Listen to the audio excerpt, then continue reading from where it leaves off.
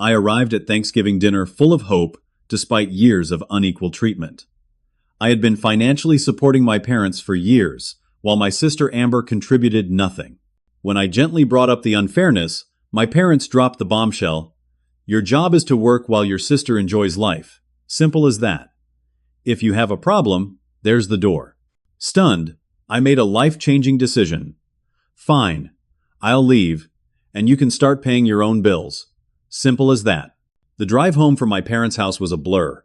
My hands gripped the steering wheel so tightly my knuckles turned white. The words kept echoing in my head. Your job is to work while your sister enjoys life. How could they say that to me?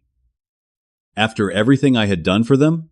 My name is Donovan, 32 years old, and I have always been the responsible one. Growing up in a middle-class neighborhood in Ohio, I was the kid who got straight A's, never missed curfew, and started working odd jobs at 14. I put myself through college with scholarships and part-time jobs, graduating with honors in finance.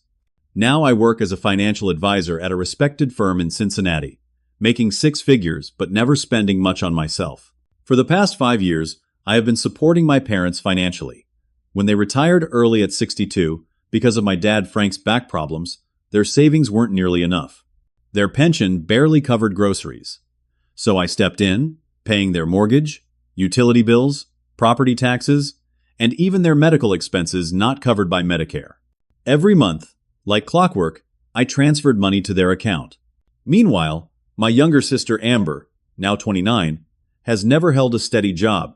After bouncing between 3 colleges and changing majors 5 times, she finally graduated with a degree in communications, which she's never used. For the past 3 years, she's been living in my parents' guest house rent-free, claiming she's finding herself and exploring entrepreneurial opportunities. These opportunities mainly consist of starting Instagram accounts that fizzle out after a few weeks, and taking expensive yoga certification courses she never completes. The pattern started long before adulthood. When we were teenagers, I spent summers mowing lawns and bagging groceries while Amber went to dance camp and art retreats. My parents told me it would build character. When college application time came around, I applied for every scholarship I could find. Amber got a free ride, courtesy of mom and dad, despite her mediocre grades. You're smart, you'll figure it out, my father would say when I asked why they wouldn't help me with tuition. Amber needs more support than you do. I accepted this explanation. I believed them when they said Amber needed extra help. I convinced myself that being self-sufficient was a badge of honor. I told myself that one day they would recognize my sacrifices. I met my girlfriend Sarah last year at a charity fundraiser. She works as a pediatric nurse, and her compassion was what first attracted me to her. But she also has a backbone of steel. The first time she came to a family dinner and witnessed how differently my parents treated me compared to Amber, she was shocked. "Do you realize how unfair that is?" she asked afterward. "It's just how things are in my family," I replied. Sarah shook her head. "That's not a family dynamic, Donovan. That's exploitation." Her words planted a seed, but I wasn't ready to face it yet. After all, these were my parents. They loved me in their own way, I thought. This Thanksgiving, I had decided things would be different. I would calmly, rationally explain to my parents that while I was happy to help them, the current arrangement wasn't sustainable. I practiced what I would say, even role-playing the conversation with Sarah. I would be reasonable, but firm. I never expected their response would be so blunt, so cruel. After I walked out, I sat in my car for almost 20 minutes, trying to process what had happened. My phone buzzed with texts from Sarah, who had stayed home with a cold. "How did it go?" she asked. I couldn't even respond yet. I started the engine and began driving aimlessly. After an hour, I found myself parked outside my childhood friend Jake's apartment building. I needed someone who knew my family, who would understand.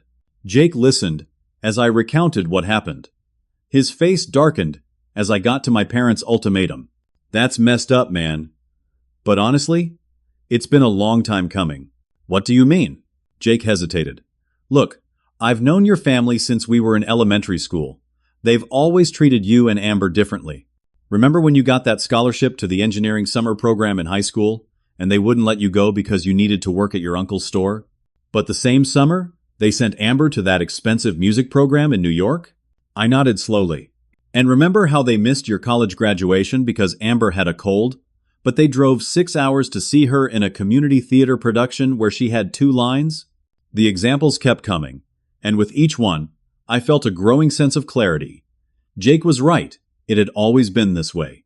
As we talked into the night, Jake mentioned something else. You know, Donovan, there's something I've never told you because I thought it wasn't my place. But last year, I ran into Amber at the mall. She was carrying bags from all these expensive stores. When I asked if she'd gotten a job, she laughed and said, "Why would I need to work? I just ask Mom and Dad for money, and they give it to me. They get it from Donovan anyway." I felt like I'd been punched in the stomach. Are you serious? They've been giving her money from what I send them? Jake looked uncomfortable but nodded. From what she said, it sounded like a regular thing. This revelation was the first major twist in my understanding of the situation. Not only were my parents enabling Amber's lifestyle at my expense, but they were actively funneling my financial support to her while telling me they barely had enough to get by. I pulled out my phone and checked my bank statements. Over the past 5 years, I had given my parents over $150,000, not counting the times I had paid directly for home repairs or medical bills. The thought of how much of that money had gone straight to Amber made me physically ill. That night, I made a decision that would change the course of all our lives. I would cut off financial support completely. My parents had made their choice clear. Amber's comfort was more important than my feelings or my financial well-being. Now they would have to live with the consequences of that choice. As I drove back to my apartment, a strange feeling of lightness came over me. For the first time in my adult life, I wasn't responsible for anyone else's bills. The burden I had carried for so long was lifted. I felt terrible about what had happened, but also debt-free. Little did I know, this was just the beginning of revelations that would shake the foundations of everything I thought I knew about my family. The week after Thanksgiving was one of the hardest of my life.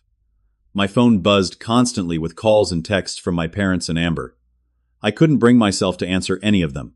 My father's voicemail started with confusion, then shifted to anger.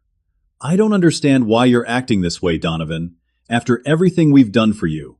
By the third day, he was threatening. "You're going to regret turning your back on this family." My mother took a different approach. Her messages dripped with guilt. "I couldn't sleep last night, thinking about how we raised such a selfish son," one voicemail said. "Your sister is in tears. Is that what you wanted?" Amber's texts were the worst. "You've always been jealous of me," she wrote. "Mom and Dad love you less because you're a terrible person."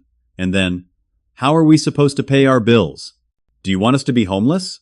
I stayed at Jake's place for 3 days before returning to my apartment. Sarah came over as soon as I got back, bringing soup and her unwavering support. "You did the right thing," she said, holding my hand across the kitchen table. "It wasn't easy, but it was necessary." I nodded, but doubt still gnawed at me. What if they really can't manage without my help? They're in their 60s, Sarah. What if they lose their house? Sarah's expression softened. "Your parents are adults who made their own choices. They chose to retire early without adequate savings. They chose to support your sister instead of encouraging her to become independent. And most importantly, they chose to take you for granted." She was right, but I needed to see exactly what I had been providing. So I created a spreadsheet detailing every penny I had given my parents over the past 5 years. The grand total made me dizzy. $178,422. That didn't include the intangible costs. The vacations I never took, the better apartment I never rented, the advanced certifications I postponed because the classes were too expensive. I had put my entire life on hold to support people who saw my sacrifice as an obligation, not a gift. The next day, I made an appointment with Dr. Thompson, a therapist I had seen briefly after a difficult breakup years ago. I needed professional help to navigate this situation without being consumed by anger or guilt. Dr. Thompson listened carefully as I explained the situation. When I finished, she leaned forward slightly. "Donovan, what you're describing is a classic family dynamic called parentification. It's a form of role reversal, where a child is expected to take on responsibilities that should belong to the parents. In your case, it's financial parentification. You've become the provider. while your parents and sister remain in dependent roles. But they're my family, I said weakly. Yes, they are. And healthy families support each other reciprocally. They don't place the entire burden on one member while exempting another. What your parents said to you at Thanksgiving wasn't just hurtful, it was revealing. They explicitly stated their expectation that you should work for your sister's benefit. That's not normal or healthy. I left the session feeling validated, but still conflicted. That evening, my boss Alan called me into his office. I had been distracted at work, and I worried he was going to reprimand me. Instead, he closed the door and said, "Donovan, I've noticed something's been weighing on you this week. I don't need to know what it is, unless you want to share. But I want you to know that whatever support you need, you've got it. You're one of our most valuable team members." His unexpected kindness nearly broke me. I ended up telling him the whole story. "Take whatever time you need," he said when I finished.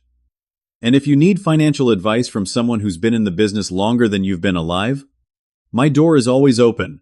Walking back to my office, I felt stronger. I had support from Sarah, Jake, Dr. Thompson, and now Alan. I wasn't alone in this. That weekend, I was going through some old papers in my desk when I found a letter from my grandparents' attorney, dated 8 years earlier, shortly after they passed away. I had only given it a cursory read at the time, overwhelmed with grief and college finals. Now, I read it carefully. The letter explained the distribution of my grandparents' modest estate. Most of it went to my parents, but there was a specific provision. $20,000 was to be set aside for each grandchild's education. I never saw a penny of that money. My hands shook as I dialed the number of the law firm on the letterhead. It was a long shot that they would still have records from 8 years ago, but I had to try. To my surprise, the original attorney, Mr. Peterson, was still with the firm. After explaining who I was, he agreed to speak with me about the will, since I was named in it. "Yes, I remember your grandparents well," he said. "Lovely people. And you're correct. There was a specific educational bequest for both grandchildren. $20,000 each, to be held in trust until needed for educational purposes. If not used by the age of 30, it would be distributed directly to the grandchild." "I never received that money," I said. "My parents told me my grandparents left everything to them." There was a long pause on the other end of the line. "That's concerning, Mr. Evans. According to our records, your parents, as executors, provided documentation that the funds were used for educational expenses. For your sister's portion, they submitted tuition bills from Greenfield University. For your portion, they submitted receipts for your final year at State University and some graduate courses." I felt a chill run down my spine. I paid for my final year myself, and I've never taken any graduate courses. Mr. Peterson's voice was grave. "Then I strongly suggest you consult with an attorney of your own, Mr. Evans. What you're describing could constitute fraud and misappropriation of assets." After hanging up, I sat in stunned silence. My parents hadn't just redirected my ongoing financial support to Amber. They had stolen my inheritance and lied about it. The betrayal cut deeper than I could have imagined. I called Sarah, barely able to get the words out as I explained what I had discovered. "We need to find out exactly what happened to that money," she said firmly. "This changes everything, Donovan. This isn't just about them treating you unfairly. They actually stole from you." With Sarah's help, I began investigating. We tracked down my college financial records, proving I had paid my final year's tuition through scholarships, loans, and my own earnings. We contacted several universities in the area, but none had any record of me taking graduate courses. Then, on a hunch, I called my parents' bank, posing a hypothetical question about old statements. The representative explained that statements from 8 years ago would still be accessible online if my parents had set up digital banking by then. I knew my parents' online banking password. I had set it up for them years ago, and they never changed it. It was Amber Rose, 1995, my sister's full name and birth year. Late that night, I logged into their account and went through their statement history. And there it was. 8 years ago, 2 deposits of $20,000 each, from Peterson, Wilkins, and Reed Trust account. 2 weeks later, a withdrawal of $15,000 with the memo Amber Europe trip. The following month, another withdrawal of $18,000 for AR Business Venture 1. They had taken my educational trust money and used it to fund Amber's post-graduation trip to Europe and her first failed business idea, a handmade jewelry shop that closed within 3 months. I printed everything, hands trembling, with a mixture of rage and vindication. This was the second major twist in my understanding of my family dynamic. It wasn't just current favoritism. They had been actively sabotaging my financial future while boosting Amber's for years. The next day, I texted my parents. "We need to talk. Meet me at Riverside Coffee Shop tomorrow at noon. Come alone, no Amber." It was time for a confrontation. I arrived at Riverside Coffee Shop 30 minutes early, choosing a table in the corner with a clear view of the entrance. I had brought a folder containing all my evidence. The spreadsheets of my financial support, the letter from my grandparents' attorney, the bank statements showing the misappropriation of my inheritance. Sarah had offered to come with me, but I knew this was something I needed to do alone. She kissed me goodbye at our apartment door. "Remember what Dr. Thompson said. Stay calm, stick to the facts, and don't let them manipulate you with guilt or anger." I watched my parents enter the coffee shop precisely at noon. They always prided themselves on punctuality, at least when it suited them. My mother's eyes were puffy from crying, but there was a hardness to her expression that I recognized from childhood confrontations. My father looked older somehow, as if the past 2 weeks had aged him years. They spotted me and approached my table. Neither tried to hug me or even shake my hand. "Thank you for meeting me," I said, keeping my voice steady. My father grunted. My mother looked around the coffee shop, as if embarrassed to be seen with me. "I've asked you here because we need to discuss some important matters," I continued. "First, I want to make it clear that I will no longer be providing financial support. The arrangement we've had for the past 5 years is over." "So you called us here just to reiterate that you're abandoning your family," my father said, his voice rising slightly. "Frank," my mother warned, placing a hand on his arm. "Let's hear him out." I took a deep breath. "I've created a detailed accounting of all the money I've given you since you retired. It comes to nearly $180,000. I slid the spreadsheet across the table. My father glanced at it dismissively, but my mother's eyes widened as she took in the total. "That can't be right," she murmured. "It is right, Mom. I have records of every transfer, every bill I paid directly.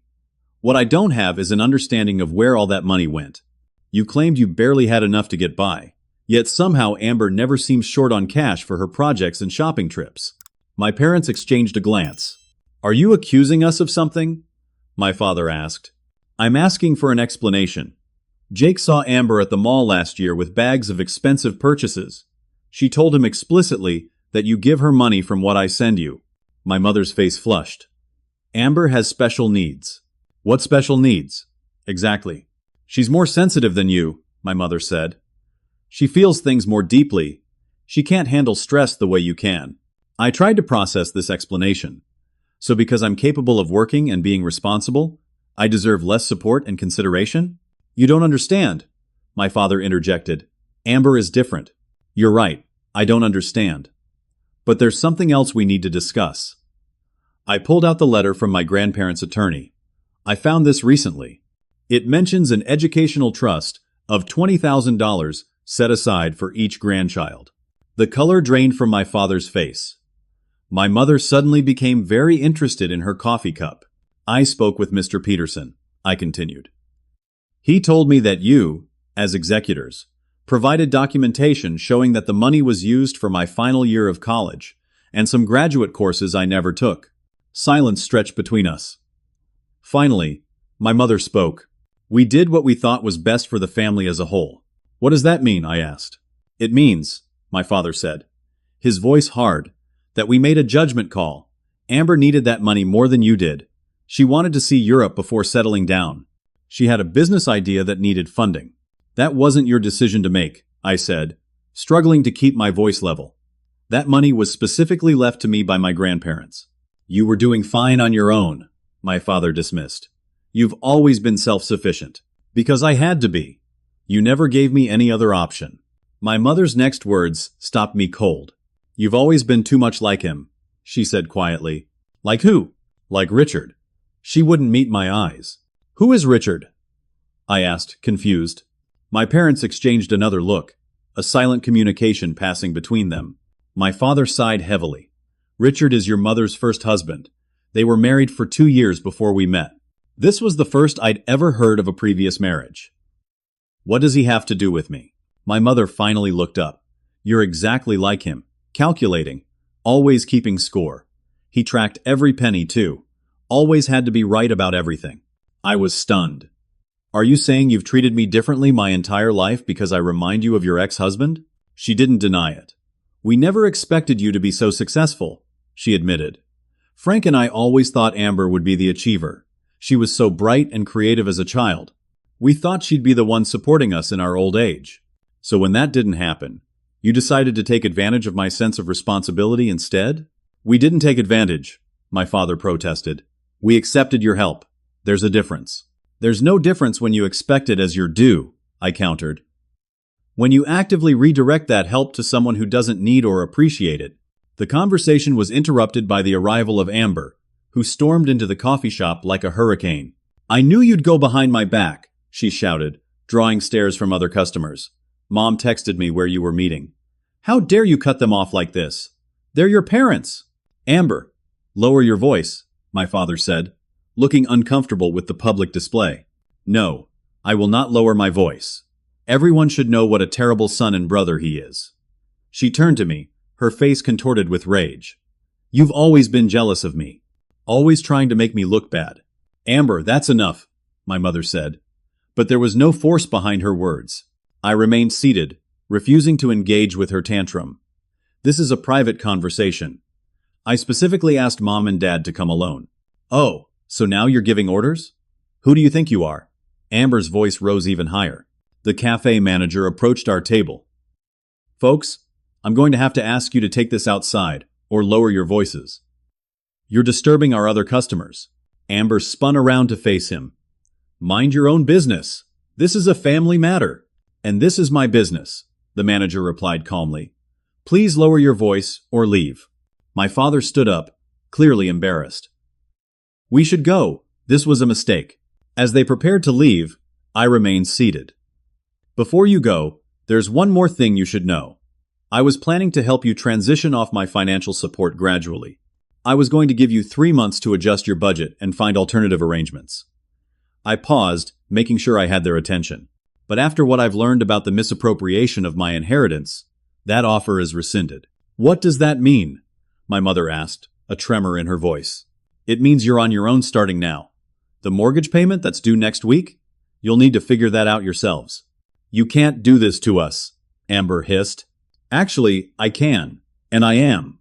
I gathered my papers calmly. Oh, and one more thing. I checked with the bank this morning.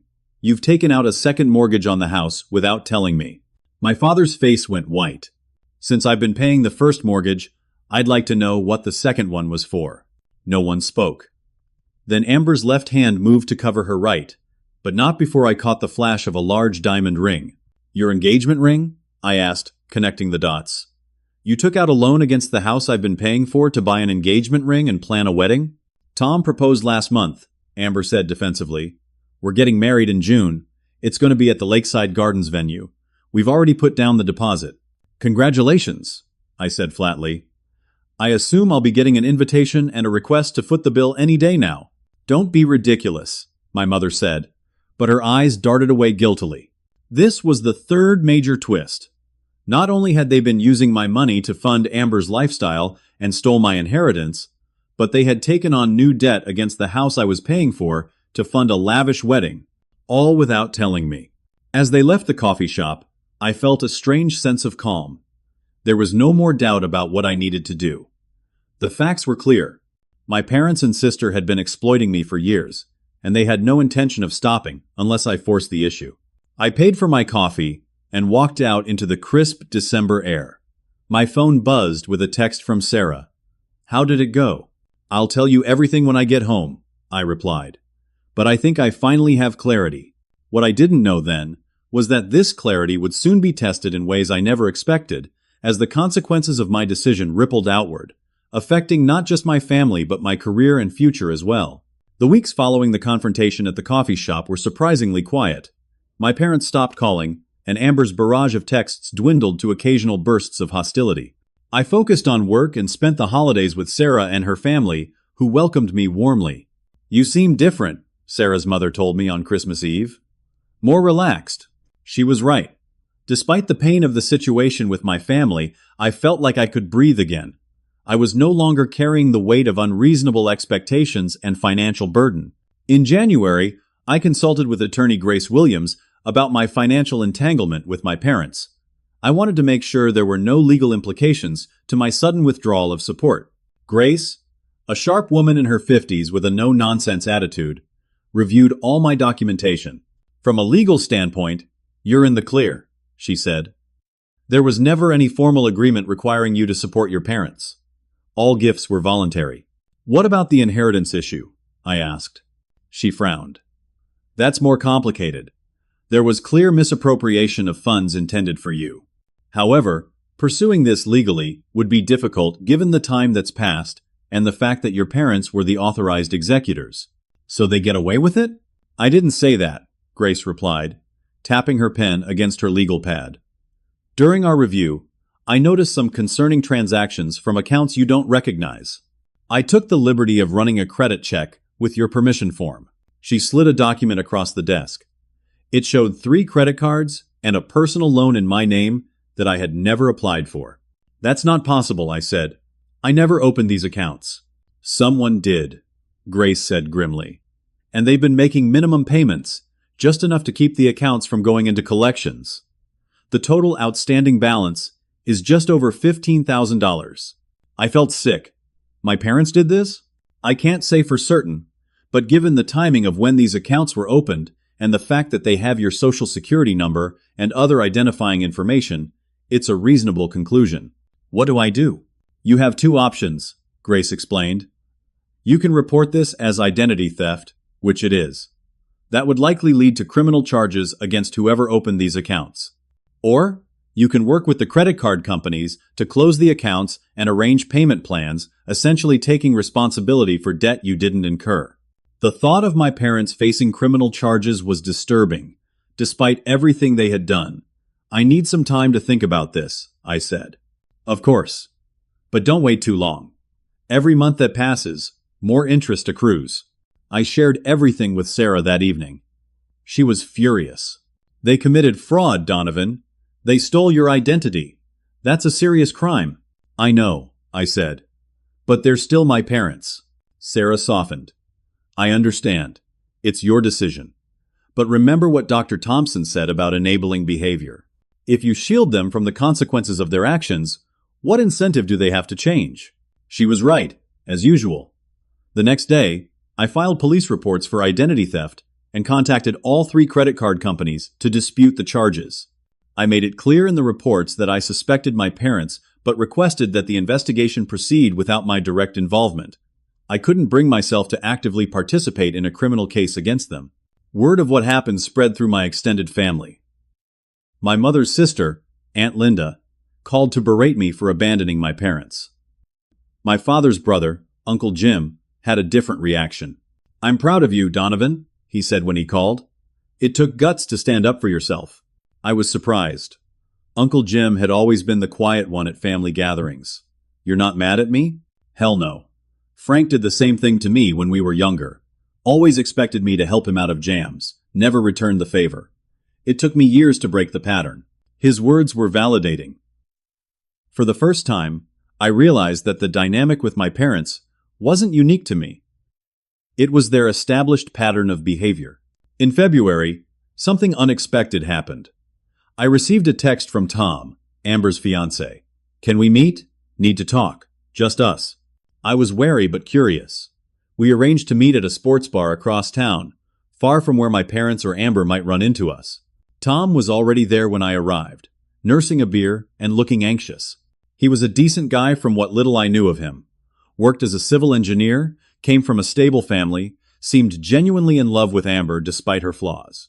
Thanks for meeting me, he said, shaking my hand firmly. No problem. What's up? Tom took a deep breath. I'm having second thoughts about the wedding. Because of the financial situation? I asked. Partly. Since you stopped supporting your parents, things have been tense. Amber expected them to keep giving her money, But now they're telling her they can't. She's not handling it well. He took a swig of beer. But that's not the only issue. When we got engaged, Amber told me she had savings for the wedding. Turns out, she was counting on your parents giving her money from you. When I found out the truth, we had a big fight. I'm sorry to hear that, I said, and meant it. There's more. Tom looked truly uncomfortable now. Amber has a spending problem. I knew she liked shopping, but I didn't realize how bad it was until recently. She has credit card debt, lots of it. She'd been hiding it from me. This revelation wasn't shocking given what I knew about Amber, but I felt bad for Tom. That's tough. Yeah. And now I'm hearing all these stories about how you've abandoned the family. But when I ask for specifics, the story keeps changing. So, I thought I'd get your side. I told him everything. The years of financial support, the discoveries about my inheritance, the identity theft. I showed him the spreadsheets and bank statements on my phone. Tom looked increasingly disturbed. Man, I had no idea. Amber made it sound like you just suddenly cut everyone off out of spite. That's not what happened. I can see that now. Tom ran a hand through his hair. The thing is, I love Amber, but I'm worried I don't really know who she is. And I'm definitely worried about tying my finances to hers if she has these issues. I made a decision then. Look, Tom, I don't want to come between you and Amber. That's not why I agreed to meet. But if you want, I can help you create a financial plan. Figure out what questions you should be asking, what protections you might want to put in place. His relief was palpable. Would you really do that? Even after everything? Yes. This isn't about punishing Amber or my parents. It's about breaking unhealthy patterns. Over the next few weeks, Tom and I met several times. I helped him understand prenuptial agreements, joint versus separate accounts, and budgeting strategies. He was a quick learner and genuinely wanted to make things work with Amber if possible. During one of our meetings, Tom revealed something that stunned me. I probably shouldn't tell you this, he said, looking around to make sure no one could overhear us. But Amber and your parents are planning to ask you to pay for the entire wedding at the last minute. What? Why would they think I'd agree to that? Tom looked embarrassed. They're convinced you'll come around once you've gotten over your tantrum. Those are their words, not mine. The plan is to wait until about a month before the wedding, when it's too late to cancel without losing all the deposits, and then guilt you into covering everything. They're expecting around $30,000 for the venue, catering, dress, everything. This was the fourth major twist.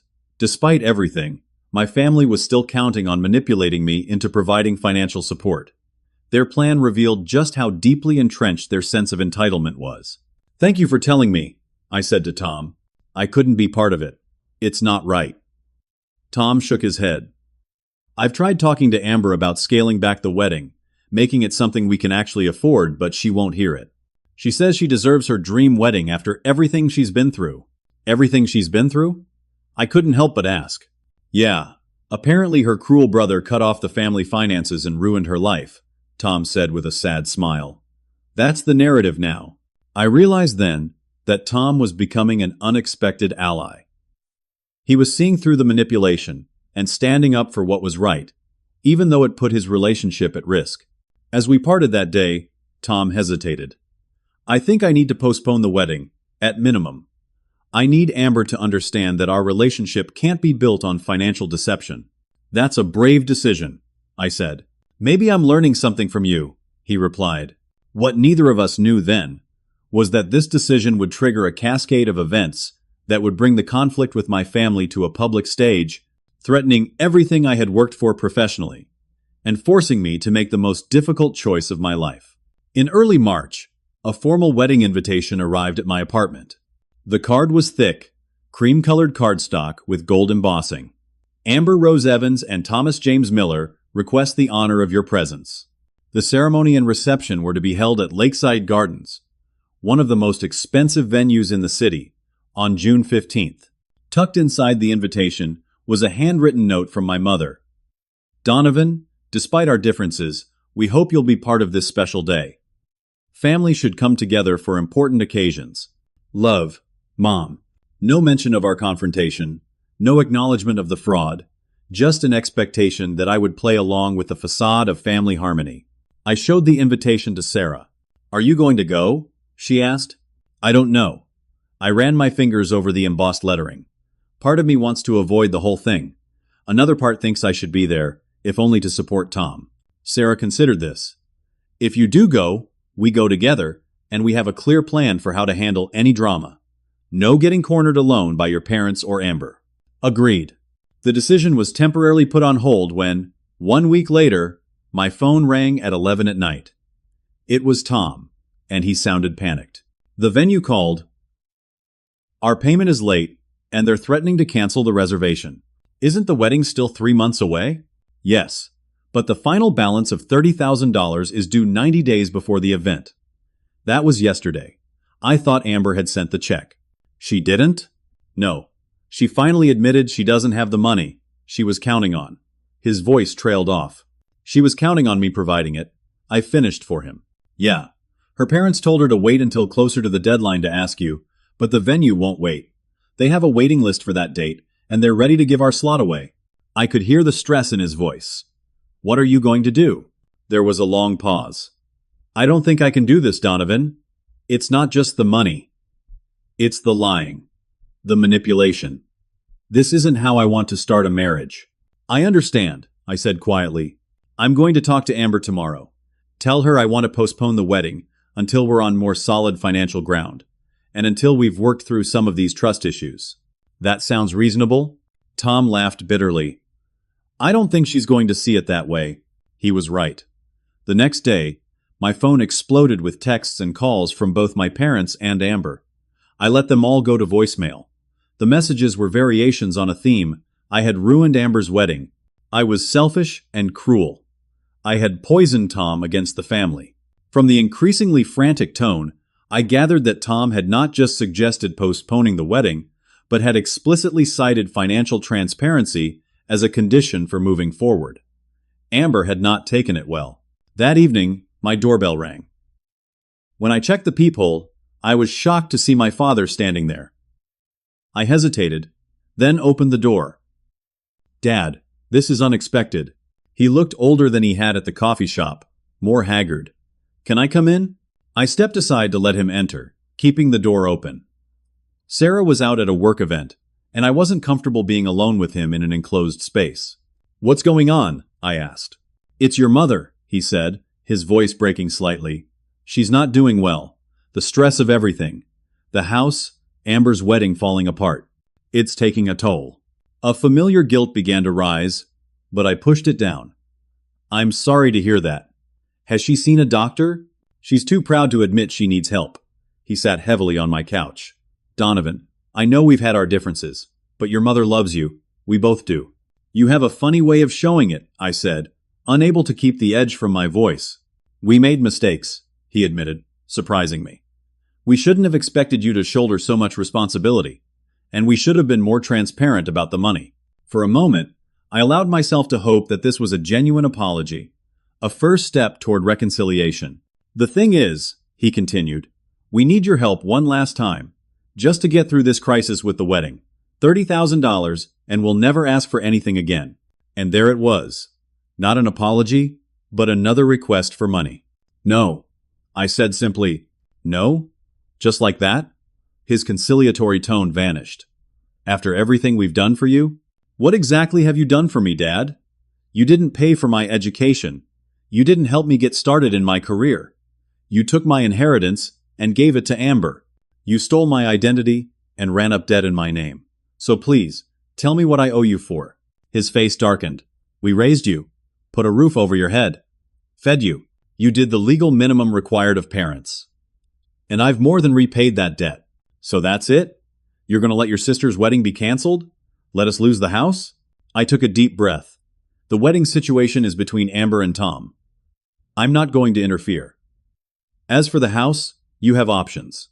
You can sell it and downsize. You can get jobs, even part-time ones. You can talk to a financial advisor about a reverse mortgage. At our age, who would hire us? Plenty of places hire seniors for part-time work. Walmart, Home Depot. The movie theater near you is always looking for daytime ticket takers. My father looked at me as if I'd suggested he clean sewers. That's beneath me. No, Dad, it's not. Honest work is never beneath anyone. What's beneath you is stealing from your son and expecting him to fund your retirement while you funnel money to your daughter. He stood up abruptly. I thought you might be reasonable. I see I was wrong. As he walked to the door, I called after him. Dad, this doesn't have to be the end of our relationship. If you and Mom are willing to acknowledge what happened and make real changes, we could work toward rebuilding trust. He paused at the threshold. For a moment, I thought he might turn back. Instead, he said, You'll regret this, Donovan. When you're older and need family, you'll regret turning your back on us. After he left, I sat in silence, processing the interaction. My father's visit confirmed what I already knew. They still saw me primarily as a source of funds. The mention of my mother's health was just another manipulation tactic. The week before the wedding was supposed to take place, I received an unexpected phone call from Tom. I did it, he said, sounding both sad and relieved. I broke off the engagement. I'm sorry, Tom. Don't be. It was the right decision. After we postponed the wedding, Amber's spending actually got worse. It was like she was punishing me. When I tried to talk to her about it, she refused to even consider that she might have a problem. What are your plans now? I asked. I've accepted a job offer in Columbus. Fresh start, you know? I just wanted to thank you for helping me see things clearly before I made a huge mistake. You're welcome. And Tom? You deserve someone who respects you enough to be honest with you. Thanks, man. I think I'm going to be single for a while. Focus on my career. Maybe we could get together sometime if I'm back in town? I'd like that. Later that day, I received a text from Amber that consisted solely of, I hope you're happy now. I didn't respond. There was nothing I could say that would make a difference. Amber needed to face the consequences of her actions and choices, for perhaps the first time in her adult life. It wasn't my responsibility to cushion her fall. The next morning, Sarah was scrolling through her news feed when she suddenly sat up straight. Donovan, you need to see this. She handed me her tablet. There, in the local news section, was an article titled Millennial Children Abandoning Parents, a Growing Crisis. The featured story was an interview with Martha Evans, who tearfully described how her son had suddenly cut off all financial support, leaving her and her husband facing possible homelessness. We gave him everything, my mother was quoted as saying. We sacrificed so he could have opportunities. And now that we need help in our golden years, he's turned his back on us. The article presented no attempt to get my side of the story. It was a completely one-sided account that painted me as a villain and my parents as victims. This is unbelievable, I said, scanning the comments section where numerous readers expressed outrage at the selfish younger generation. What are you going to do? Sarah asked. Nothing, for now. Responding will only add fuel to the fire. I tried to dismiss the article, but as the day went on, it began to circulate more widely. By afternoon, it had been picked up by several larger news outlets and was generating significant attention on social media. Then my phone rang. It was Alan, my boss. Donovan, I need you in my office. Now. His tone told me everything I needed to know. The article had created a public relations problem for our firm. As a financial advisor, my reputation was critical. Now it was being publicly dragged through the mud. This was the fifth major twist, and potentially the most damaging. The private family conflict had become a public spectacle, threatening my professional standing and financial security, just as I was finally freeing myself from years of exploitation. As I drove to the office for what might be the most important meeting of my career, I realized that the real battle was just beginning. My parents had escalated from private manipulation to public character assassination. The stakes had never been higher. I walked into Alan's office with my head high, but my stomach in knots.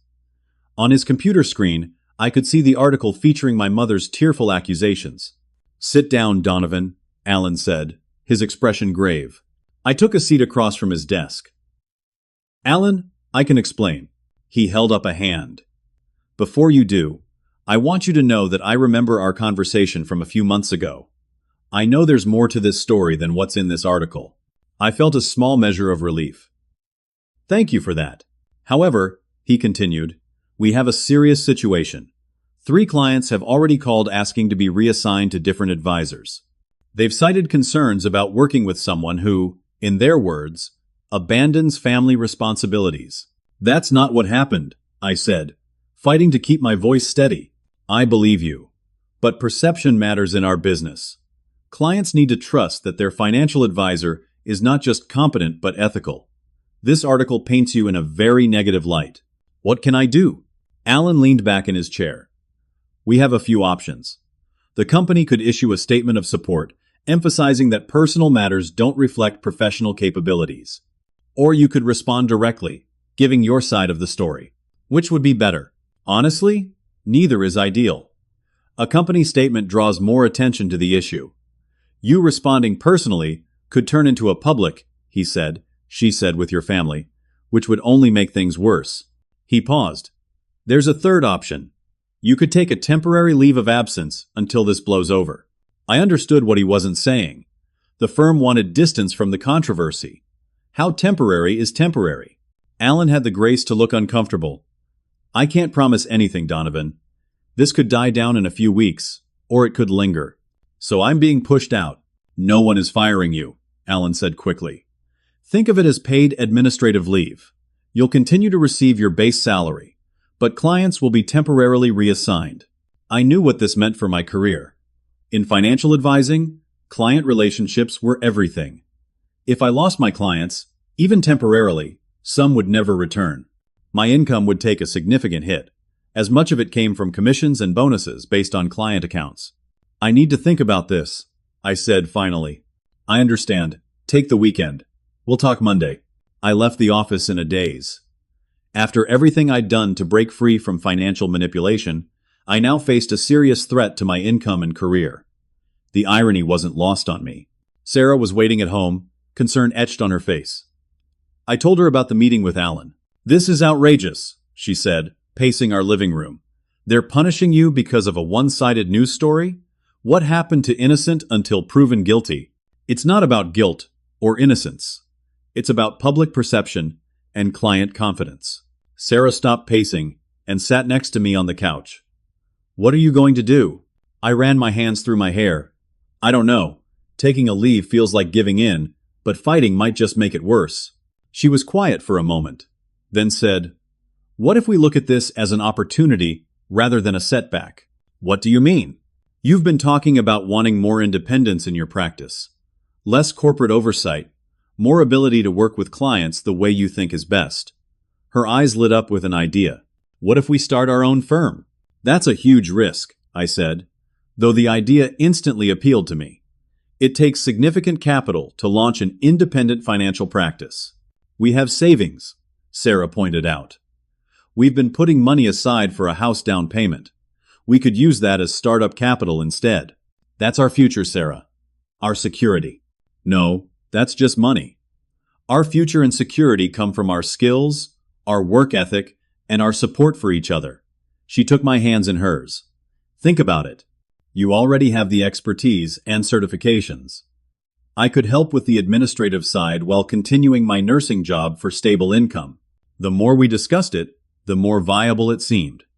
We stayed up late into the night, sketching out a business plan, calculating startup costs, and researching regulatory requirements. By morning, I felt a renewed sense of purpose. I called Alan and arranged to meet him for coffee rather than in the office. I've made my decision. I told him once we were seated with our drinks. I'm going to resign. Alan looked surprised. Donovan, I hope you don't feel forced into this. The leave was meant to be temporary. This isn't about feeling forced. It's about taking control of my career. Sarah and I are going to start our own independent practice. That's a big step. Are you sure you're ready? I'm ready. I felt a conviction I hadn't expected. The situation with my family has taught me something important. I need to stop letting other people define my worth or control my future. Alan nodded slowly. I understand, and for what it's worth, I think you'll succeed. You're one of the best advisors we have. Thank you. I'll work with compliance on a transition plan for my clients.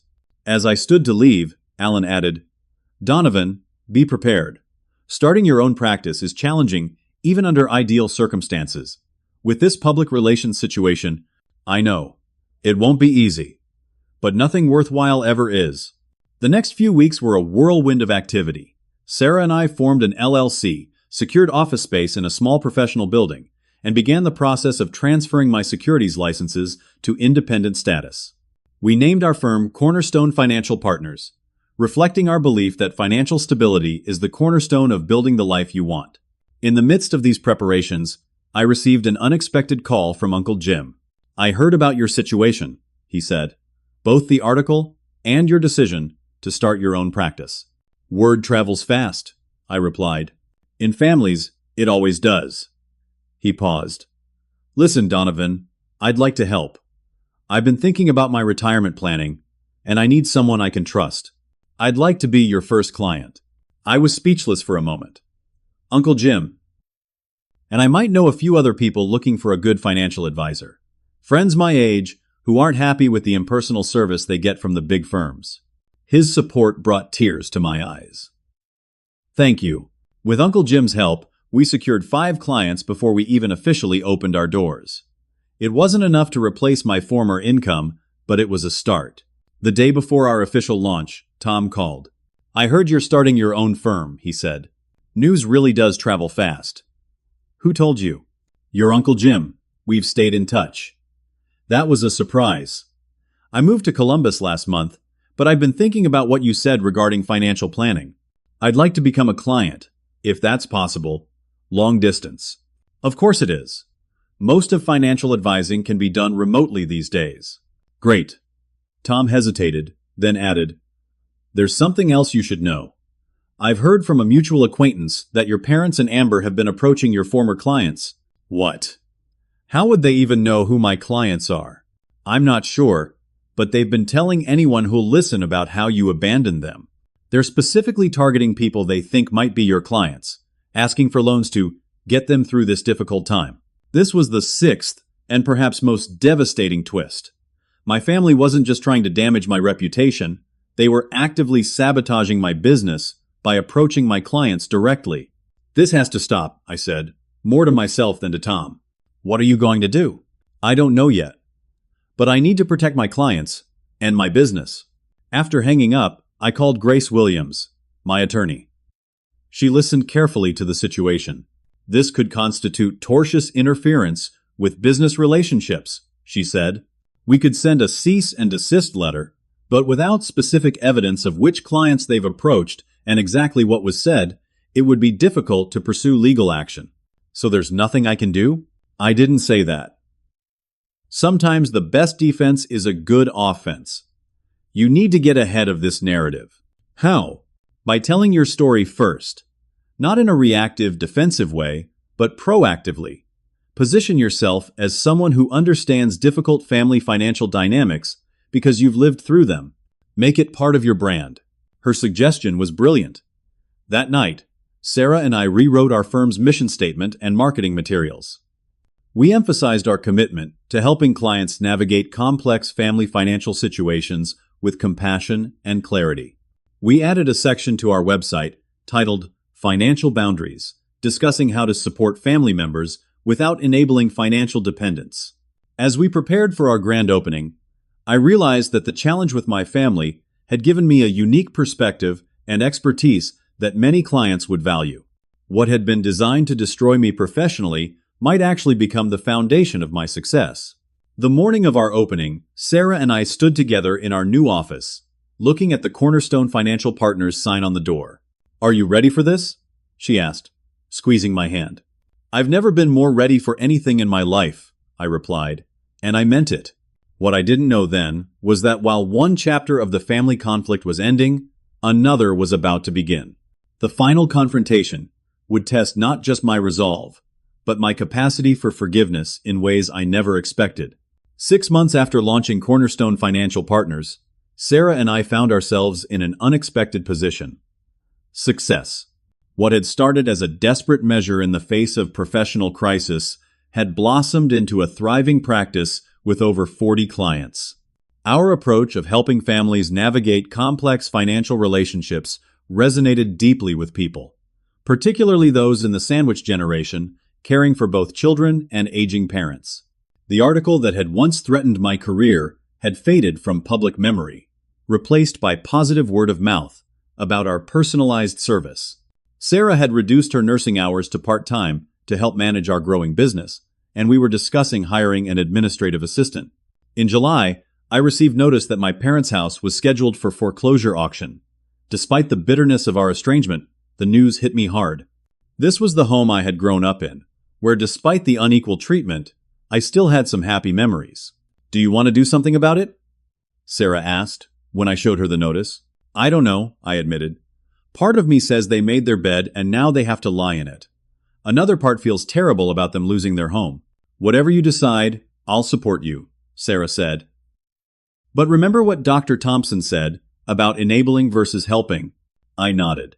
Dr. Thompson had helped me understand the difference between genuine assistance and enabling destructive behavior. The former came with accountability and changed behavior. The latter perpetuated harmful patterns. After much reflection, I made my decision. I called my parents and asked to meet them. They agreed immediately, probably hoping I was finally going to rescue them financially. We met at a park near their house, neutral ground. My parents looked older and more tired than I remembered.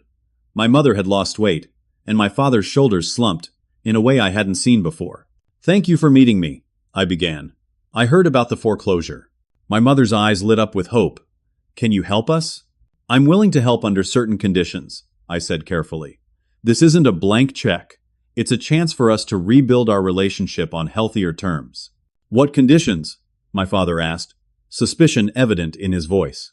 "First, accountability. I need you both to acknowledge what happened with my inheritance and the identity theft." They exchanged glances. My mother spoke first. "We made mistakes, Donovan. We shouldn't have used your inheritance for Amber. And the credit cards. That was wrong." It wasn't a full acknowledgement, but it was more than I had ever heard before. "Second, I want us to attend family therapy together. All of us, including Amber." My father frowned. "Therapy? We don't need strangers telling us how to be a family. This isn't negotiable, Dad. If we're going to have a relationship moving forward, we need professional help to establish healthy boundaries." My mother put a hand on my father's arm. "We'll do it, Donovan, if that's what it takes." "Third," I continued, "I'm not going to give you money directly anymore. I'll help you create a financial plan that you can actually live with, including a budget and possibly part-time work. I'll help with the foreclosure, but the new place needs to be something you can afford long-term without my support." "You expect us to work at our age?" my father protested. "Many people your age work part-time, Dad. It's not unreasonable. And it would only be until you're eligible for full Social Security benefits." My mother squeezed my father's hand. "Frank, we need to listen. Donovan is offering us a way forward." After some grumbling, my father reluctantly agreed to my terms. I felt cautiously optimistic.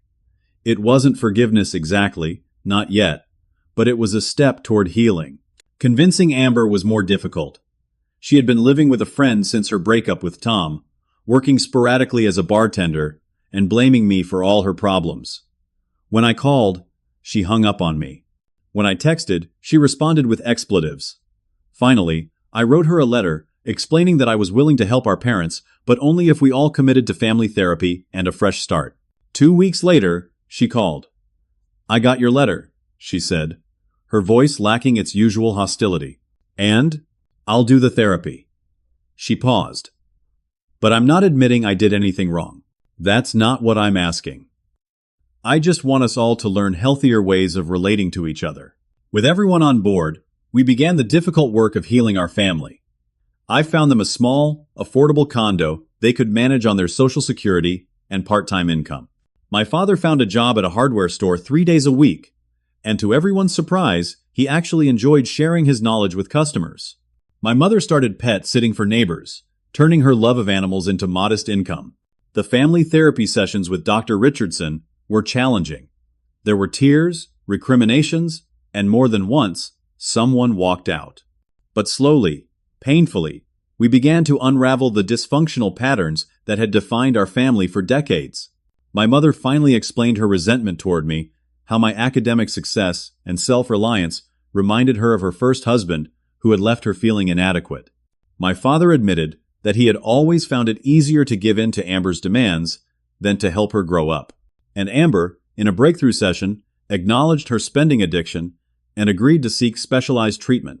For my part, I had to face my own role in the dynamic, how my need for approval had led me to accept exploitation and how my resentment had festered into bitterness. Families are systems, Dr. Richardson explained. Everyone plays a role, and lasting change requires everyone to adjust those roles. By Thanksgiving, 1 year after the confrontation that had started it all, we were ready to try a family dinner again. Sarah and I hosted at our new house, which we had purchased with the success of our business. The atmosphere was tentative, but hopeful.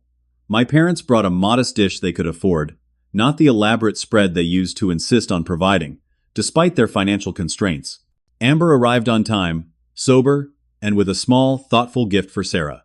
As we sat around the table, my father cleared his throat. "Before we eat, I want to say something." He looked directly at me. "I'm sorry, Donovan. I failed you as a father. Instead of teaching you and Amber to stand on your own feet, I created a situation where you had to be the adult while we acted like children. I'm trying to do better now." My mother wiped tears from her eyes. "We took you for granted. We expected you to sacrifice everything for us and Amber without giving anything in return. That wasn't fair or right." Amber looked down at her plate. "I was selfish," she said quietly. "I never thought about how my choices affected you. I just took and never gave back." She raised her eyes to meet mine. "I'm working on it. My therapist says recovery from spending addiction is a lifelong process, but I'm committed to it." I felt a lump in my throat. "Thank you. That means a lot to me." I looked around the table. I'm not going to pretend the past didn't happen, or that everything is magically fixed. But I'm grateful we're all willing to try a new way of being family. Sarah squeezed my hand under the table, her eyes shining with pride. Later that evening, after my family had left, Sarah and I sat on our porch swing, looking at the stars. "You did it," she said softly. "Did what?" "You broke the cycle. You stood up for yourself, set boundaries, and then found a way to offer help without enabling." I thought about the journey of the past year. The pain, the growth, the unexpected turns that had led me here. "I couldn't have done it without you." "Yes, you could have," she replied. "But I'm glad you didn't have to." She hesitated, then added, "I have something to tell you." "What is it?" Sarah placed my hand on her stomach. "We're going to have a baby next summer." Joy surged through me. "Are you serious?" 8 weeks along. I confirmed it yesterday. As I held her close, I realized that the family conflict that had caused so much pain had ultimately led me to this moment of profound joy and possibility.